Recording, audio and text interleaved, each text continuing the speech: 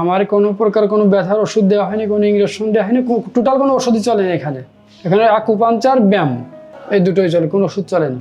আমার কোমরে মাথায় যে সমস্যা ছিল PLID 54, আমার যখন বাম পাশে ব্যথা উঠতো টাটা তো চিল্লাতো এবং শুতে গেলে শুতে পারতাম না, বসতে পারতাম না। হাঁটাচলা করতে গেলে বাম পাটা পুরোটা ধরে বাম পায়ের যে রগটা আছে, রগটা বাম পায়ের গিরের রগটা টান খাতো। নামাজ পড়তে গেলে পা সোজা করতে গেলে টান খাতো। বসে থাকলে জ্বলতো, এই বাম পাশটা, মাজার বাম পাশটা বসে থাকলে জ্বলতো ভিতরে।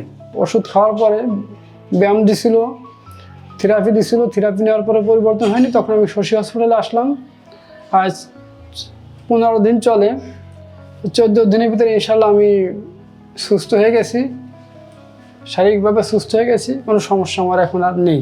আমার কোনো প্রকার কোনো ব্যথার ওষুধ দেওয়া হয়নি, কোনো ইঞ্জেকশন দেওয়া হয়নি, টোটাল কোনো ওষুধই চলেনি এখানে। এখানে আকুপাঞ্চার, ব্যায়াম এই দুটোই চলে, কোনো ওষুধ চলেনি। কোনো প্রকারে খারাপ কোনো কিছুই বলা যাবে না।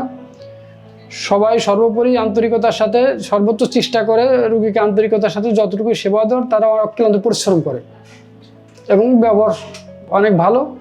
আর হসপিটালের পরিবেশ পরিচ্ছন্নতা সব কিছু মিলে অনেক ভালো।